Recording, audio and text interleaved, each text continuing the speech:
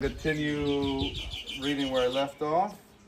As soon as they left the synagogue, now this is basically part of the city. They've only excavated here what they think is a third of the city, but again, until you excavate it, you really don't know how. You can do sonic stuff and check, but as soon as they left the synagogue, they went with James and John to the home of Simon and Andrew. So according to the tradition here, inside of these octagons, and I'll tell you what those are in a minute, inside there was originally the home of Simon and Andrew. Simon's mother-in-law was in bed with a fever, and they immediately told Jesus about her. So he went to her, took her hand, and helped her up. The fever left her, and she began to wait on them. That evening after sunset, why is that important? Learn quick, brother. So it's kind of hard, just like where do we get like 24, 25, 26 hours in here? But that's what we're thinking. I'm thinking at least that if this is talking about the end of the Sabbath, then I think I'm right, because what happens in the next few verses. That evening after sunset, people brought to Jesus all the sick, demon-possessed. The whole town gathered at their door. Now, why would they wait till after the Sabbath to do that? Work. Because they can't carry their friends. Okay, now I want you also to think this. This isn't a suburb in the States. This is an ancient Near Eastern city. And you can look here, and I promise you it's very, very difficult to find out where one house starts and another begins, where there's one front door to a house and not. So if you're talking about somebody waiting at somebody's front door, it means like the old city we can walk through, think about like less than that by about 3. And you're walking through a little, basically place for a few people to walk side by side, and that's probably about as much room as you have as the road's going through here. So people are packed. The line is probably winding around. And Jesus healed many who had various diseases. He also drove out many demons, but he would not let the demons speak because they knew who he was. And then just going to finish with the next verse. Very early in the morning, while it was still dark, Jesus got up, left the house, and went off to a solitary place where he prayed. And I like to tell Christians when I come here, think about it. He's waiting till the evening, and that's when he starts getting busy. People coming, and he's probably healing and busy until late at night. And then he still gets up very early in the morning to get off to a solitary place to pray. And I like to tell Christian groups, if Jesus had to get off to a solitary place to pray and by himself, if we, or Christians as followers of Jesus, how much do we need to do that? How much do we need to spend time alone in prayer? Ooh, good. We don't hear much in the rest of the New Testament about what happens here, but it's interesting where we do hear what happens here. And that's in rabbinical literature. Rabbinical literature refers to who. By the way, who are these people following Jesus? Who are they? What ethnicity do they belong to at this time? Jews. Jews. They're all Jews. There's stories. We're not going to read the whole New Testament here, but there's stories about Jesus going up into further north, and Jesus is speaking, and there's it's called a Syrian Phoenician woman comes to Jesus, and she's asking him to heal her son, and he said, "I came for the lost sheep of Israel." And then she says, "But even dogs get to eat the crumbs that fall off the table on the floor." And then he heals her, and he says, "I haven't found faith like yours and all of Israel." But I'm telling you that because anyway, and we get to this book called Acts, which is after the Gospels. The first argument in the church, if you will, is what are we going to do with these non-Jews who want to be Christians, right? We're not talking about that. Now what I want to talk about is what rabbinical literature says about this place.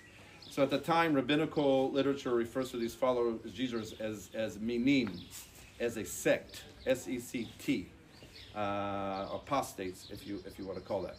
And rabbinical literature tells us that this city was full of these minim, of these Jewish followers of Jesus that they said were different.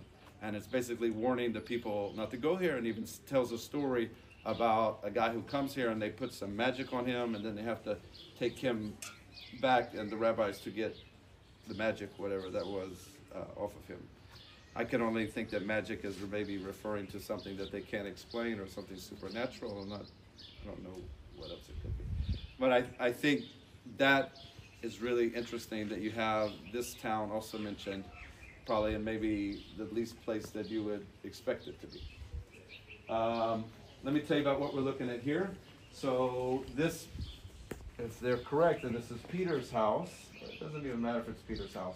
But what they found in there, and you can't really see the structure of the original home or room in there anymore, but they found on those stones a special kind of plaster that wasn't anywhere else in this area. And they also found no daily utensils in that room. So what that means is that those followers of Jesus who were here set that place aside. They made that holy to them. Does that make sense? That's what holy means, to put it aside, to set it apart from everything else. And they call this basically the first house church. I like to say it's maybe the first church, if you will. This little thing inside. That's in the 1st century. A couple hundred years after that, we're going to have a rectangular church, which is kind of hard to see here. And then in the 5th century, we're going to have this octagonal church built here. Do you remember what I said about octagonal churches? Well, yeah, and why did they build octagonal churches? When did they build octagonal? Yeah? I have a question about, like, about how did, like, when you see all these sites where people were building, were thinking of built on top of each other, Yeah. like, people who were, when they were building, did you see the remains of, like, did you see, like, the remnants of the old buildings? You can see a little bit here. Like, but in that time, when they were building that was the... Did they leave them open to be seen? Like, yeah, like, did they... I don't think so. Did they know that was part of an old house, sort of, like... Oh, I mean, they're building it because of the house in here. So Byzantine Christians would build octagonal places when they want to mark a spot. Like there was something in the Bible, Hebrew Bible, New Testament, doesn't matter. When they want to mark a spot, they build an octagonal. Otherwise, they build a basilica, which faces east, usually. But when they want to mark a specific spot, they build in this octagonal. This is very unique that there are 3 octagons, and I think that's probably because of the importance of the place. So what I really appreciate about this UFO-looking kind of church is it preserved the archaeological remains underneath. Very different to what we have in Jerusalem, where we have 2,000 years of the Holy Sepulchre built on top of where they think Jesus was crucified and buried. And then you have to try to imagine, like what was it? Was it a hill? You know? But here, I really, really appreciate this, that they kept the church off of the archaeological remains underneath. You good? Well, oh, that was your question. And then you have the bigger question, of course. Any other questions? Are you guys good? If you want to go up into the church has a glass bottom in the middle, which is kind of cool to go over and look down. I want to bring your expectations down a little bit. You can't look in there and like, oh, I see the house. It's stones and they're kind of messed up, but you could be over that space, which I think is kind of cool. So if you want to do that for a couple minutes, and then we need to head out to the bus.